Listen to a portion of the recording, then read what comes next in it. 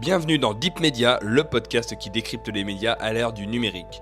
Je suis Julien Bougeot, consultant social media, IA générative et formateur depuis plusieurs années. Mais avant tout, je suis un passionné et curieux de l'univers médiatique depuis plus de 15 ans. Aujourd'hui, je vous propose une série de micro-épisodes spéciaux en direct depuis la 7e édition du Festival de l'info locale qui se déroule actuellement à Nantes. Un événement porté par West Media Lab qui réunit les professionnels des médias locaux de tous les horizons. Sans plus attendre, partons à la rencontre des festivaliers.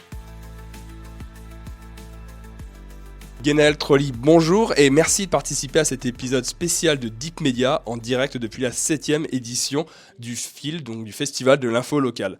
Donc vous êtes directrice générale de Novo 19, donc nouvelle chaîne de la TNT qui vient d'apparaître le 1er septembre dernier, donc là on est vraiment au tout début. Et donc moi je voulais un petit peu revenir, en fait je vais revenir sur le terme clé qui a été employé dans la présentation, parce que vous sortez de conférence il y a quelques minutes, on parlait du mot territoire au pluriel. Donc on voit que pour Novo, ça s'incarne avec tous les territoires de la France. Moi, j'ai plutôt allé sur le côté territoire, les autres territoires, notamment du numérique et du digital. Comment est-ce que ça se pense et ça se caractérise déjà à l'heure actuelle ? Aujourd'hui, effectivement, on ne peut pas lancer une chaîne de télévision sans avoir une plateforme de replay. Donc, c'est évidemment ce qu'on a fait. Mais il y a aussi des contenus additionnels qui sont proposés sur notre plateforme Novo 19.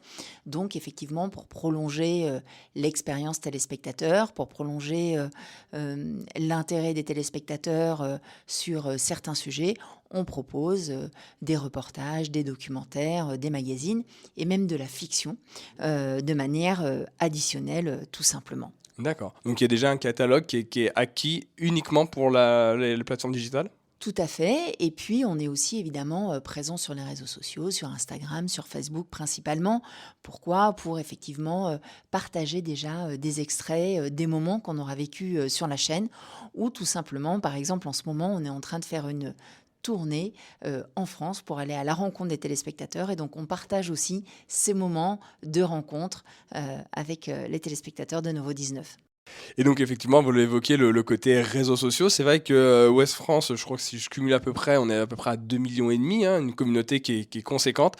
C'est quoi un petit peu, quelles sont les porosités entre l'un et l'autre ? Comment est-ce que, on va dire, cette communauté immense peut soutenir et peut venir participer à l'audience linéaire ? Ouais, il y a des synergies naturelles, j'allais dire. Par exemple, notre journal d'information quotidien de 15 minutes est redécoupé sous forme de reportage et peut être effectivement proposé en contenu additionnel à des articles qui sont préparés. Donc ça, c'est une manière simple, naturelle de faire des synergies. Il y a aussi la partie du talk, puisque c'est du contenu aussi inédit au quotidien. Voilà, sur des interviews, sur des sujets particuliers, parfois sur des conseils, parfois c'est juste des fous rires, partager un bon moment qu'on aura vécu à l'antenne et qu'on pourra proposer à nos téléspectateurs ou les personnes qui viendront se balader sur nos réseaux sociaux. Et donc, en fait, les retours qu'il peut y avoir sur les réseaux, parce que là, c'est quand même une prise de pouls directe auprès de vos téléspectateurs. Est-ce que ça, c'est lu, analysé ? Est-ce que c'est déjà pris un petit peu en compte dans la conduite de l'antenne et la conduite future ? Alors le lancement, il est très récent puisqu'on a lancé le 1er septembre dernier.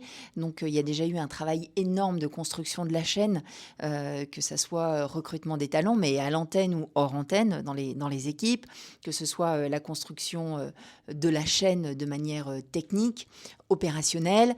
Donc tout ça a été fait.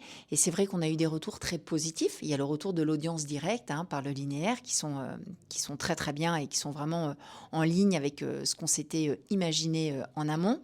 Et puis, il y a ce pouls, effectivement, sur les réseaux sociaux. Et d'une manière générale, on est très heureux parce que c'est très qualitatif. Il y a très bons retours. C'est très positif. On est venu à votre rencontre, on vous a vu, cette chaîne est super, etc. Il y a toujours évidemment des commentaires négatifs, mais dans la proportion, on est largement en positif plutôt qu'en négatif. Et ces retours-là de positifs, on les a aussi sur le terrain avec avec notre petite tournée de France. On fait en tout une quinzaine de villes, mais je pense qu'on renouvellera l'opération parce qu'elle est très enrichissante, elle est très positive et ça permet effectivement de rencontrer les gens, de prendre le pouls des Français, d'échanger avec eux, de prendre le temps aussi de se parler, de comprendre quelles sont leurs attentes, quelles sont les choses qu'ils ont vues, quelles sont les choses qu'ils ont appréciées, celles qu'ils ont moins appréciées. Et ça, c'est très, très utile. Et vous sentez qu'il y a une vraie appétence quand, avec cette tournée, effectivement, donc il y a une espèce de kiosque un peu plus grand avec des jeux, des interactions, etc.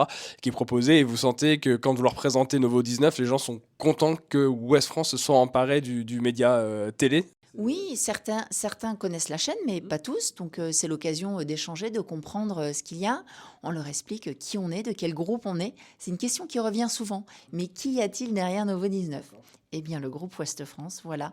Ça, c'est important de l'expliquer.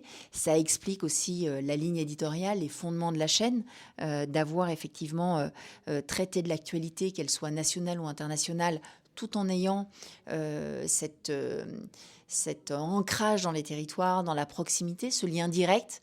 Donc voilà, tout ça contribue au beau démarrage de cette chaîne. Il y a quelques semaines, j'avais eu Lou Lassina-Foubert à ce même micro et notamment on avait évoqué le projet Colloque, qui est un projet donc vidéo de groupe Ouest France à destination uniquement des plateformes. Je crois avoir vu que Colloque est intégré à la plateforme, donc sur novo19.fr.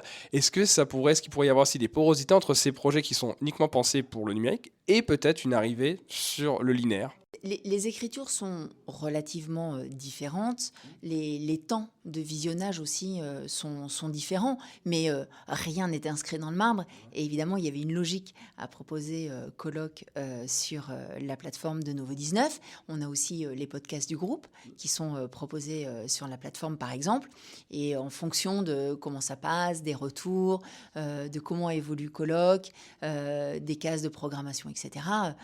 Il n'y a rien d'impossible, en fait, aujourd'hui. Les frontières, elles sont ouvertes, quelle que soit la forme d'écriture, quel que soit le support sur lequel les contenus vidéo sont diffusés. Ok, très, très clair. Un dernier mot, je me permets. Tout à l'heure, pareil, pendant la conférence, vous avez évoqué que les rédactions Ouest France et Novo 19 étaient clairement séparées. Est-ce qu'on peut quand même imaginer qu'il y aura des synergies ou en tout cas, j'entends, hier, il y avait une conférence qui nous parlait par exemple de Topo. Topo qui a été un petit robot conversationnel en IA qui a été développé par Ouest France. Est-ce qu'on peut imaginer des mutualisations un peu techniques ou technologiques qui puissent passer de l'un à l'autre ? Est-ce qu'il y a déjà des choses qui sont envisagées ? On a déjà des mutualisations techniques sur des fonctions support, sur le digital, sur le numérique, et puis d'autres choses plus classiques, évidemment.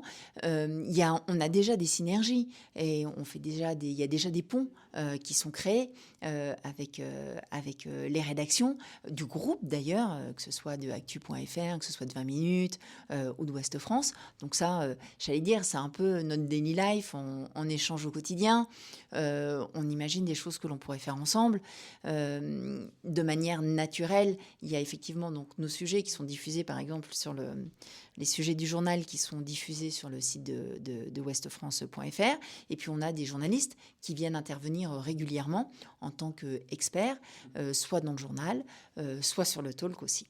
En tout cas, merci beaucoup d'avoir pris quelques minutes pour cet épisode de Deep Media et longue vie à Novo 19. Merci.